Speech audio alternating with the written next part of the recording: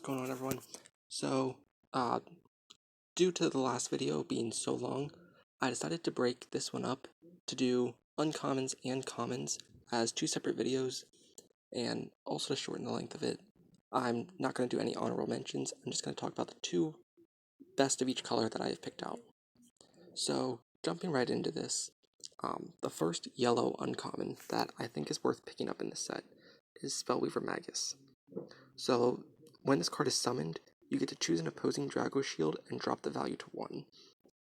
So, this lets you pave the way to attack with some of your lower creatures. Since this is a mid-game card, you're still going to have some of your weaker creatures on the field, and it lets them attack over the Drago Shield, paving the way for your other creatures to attack the fort. And one of the other things I like about this card is that it stops your opponent from activating Pyroblast or Torch if they're playing that red deck. And I can't think of any other Fort Bursts or effects that trigger based on the value of the dice, other than spells just meeting the condition. But when we do get those effects later, as we get more and more sets, I do think that this card is going to have a big impact because it can change those values. And moving on to the second yellow card that I picked out, it's Centaur Ranger. So this is a 5-drop. So it's going to come out in the late mid-game, early end-game, and it's 4 attack and 3 endurance, but it shines when it's used in a red deck. So I do see a lot of potential for a red, yellow, green, but its red ability, when it attacks, you can siphon 1 and deal 3 damage to a creature.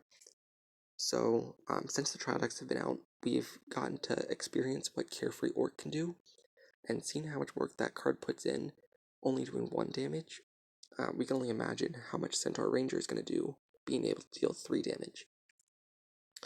And while this card is good, I don't know if it's necessarily worth running 4 of. I feel like it's more of just a 2 of, potentially a 3 of, if you're playing that green ramping stuff, such as Growth and Fleetwing Sprite, just to play him faster. And the other condition is that he has to be red Drago crossed. So, it is wise to wait until your red fort is destroyed, and if your opponent chooses not to destroy that fort first, then you might not be getting his effect off at all, unless you choose to leave that fort defenseless. But I still think this is a decent card, especially for the early sets when we don't have a lot to choose from. So now jumping gears into green. In the rare video, I had mentioned Eleanor and how good she's going to be in this game, especially against control decks. And I think because of how good she is, it's going to make her an expensive card, and I feel like Mischievous Sprite is the budget option to that. So when this card is summoned, it's able to destroy a Drago Shield. So this is just a one-time effect, while Eleanor is every time it attacks.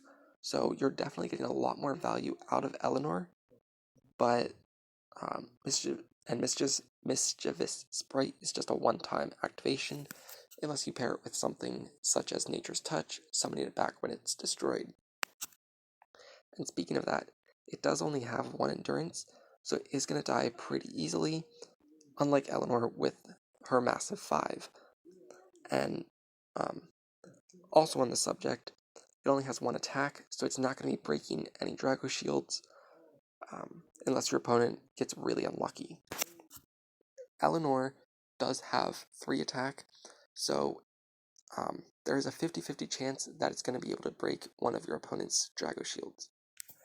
But I still think this is a good option to play, at least a 2 of in any green deck, and definitely worth picking up if you want to play budget friendly. If you're looking to drop a lot of money on this game, I would definitely recommend Eleanor over this. And then the other green card that I picked out was Tanglewood Druid. So, one of the reasons I picked this was because I felt like there weren't a lot of other good uncommons. I feel like green has a lot of great commons, and then falls short in the uncommon section, which I thought was weird, because they easily could have bumped up some of those rarities. But this card is just a 1-drop, that you could potentially play on your first turn, and then you can ignore the color on all of your previous turns. And I think that's really great in any deck, especially early on when you want to play those low-cost creatures, because if you get unlucky and you're not flipping any of the color that you need, this lets you ignore that. So the only downside to this card is that it has to be at the start of your main phase to activate her ability, which means you can't do it on the turn she's summoned. And then if you do play a non-green card, she gets +2/+2, which, as we saw from Highland Rogue in the Alpha Dominance trial deck, being a 3/3 early game is really good. So for the blue cards, EMP is one of those cards that really stood out in the trial deck. I didn't think this card was going to be as great as some of the other ones we've seen, such as Pyroblast, but after playing around with it, this is one that I really grew to like, and I think is worth investing in if you didn't pick up the trial deck. So, for those of you that don't know, when your fort is attacked, you can flip this and rest all of your opponent's creatures at one particular fort. So, I really like this effect, just because it lets you attack in on your next turn, and really sets your opponent back, because it also gets rid of some of their attackers. So, this is really great in a control deck, and also in an aggressive deck. If you wanted to do a black, yellow, blue, I think that could potentially work, using your black and yellow as your aggressors, and then using blue to kind of control the field. But then the other blue card that I chose also came from the trial deck. This one was from Alpha Dominance, and that's Rejuvenate.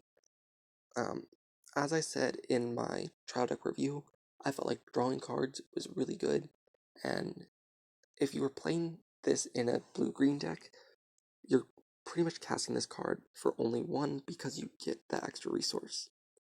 And I've never cast this and not drawn only one card. I've usually gotten 2 or 3 out of it. So this is a really great card that's worth picking up. Depending on the deck, I would recommend 2. If you're really looking to draw a lot of cards and get more resources, then I would recommend 4. Now moving on to the red cards, I feel like red just really shines in the double rares. I feel like most of the other cards weren't that great, but this is one of those cards that I was kind of leaning towards as I was looking for cards to do for this video. So Harpy Ember Mage is a card that you can play on your first turn, and then when the fort she's at is attacked, you get to deal 1 damage to the attacking creature. So that is really huge because early game, if the opponent only has 1 endurance, it's going to be destroyed, and they're not going to be able to get that attack off because the creature has left the field. And it's not a once per turn effect. So early game, this could be stopping a lot of your opponent's cards from attacking, and also clearing the way for you to push in on your next turn. So this is a good card in my opinion. However, I'm not quite sure how viable it's going to be. Might be just a 2 of, maybe more depending on the situation. I mean, I do really like the 4 endurance. And if you do choose to block with this creature, you're dealing 1 damage from its 1 attack and 1 damage from its ability. So you can potentially deal 2 damage to a creature, which is kind of awesome. And then the other red card I picked out was Ravenwing, Mistress of the Hunt. So I chose this card mostly because of its immunity to blue. We've seen blue, red, and black as the cards with the best controlling and aggressive abilities. So I feel like countering those colors are going to be really great. So we've seen stuff that counters red and stuff that counters yellow.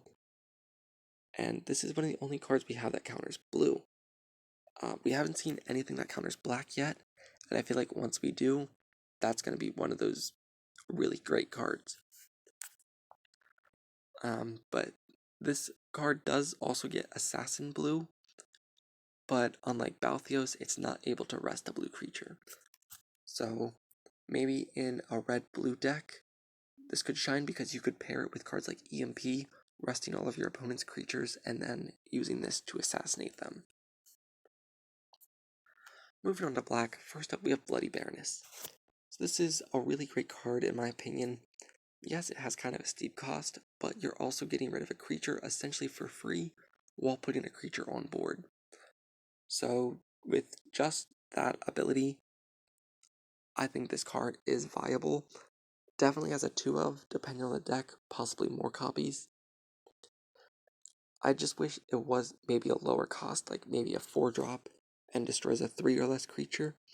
That might make it a little bit better, but this is still a really great card and worth investing in if you're going to be playing a black variant.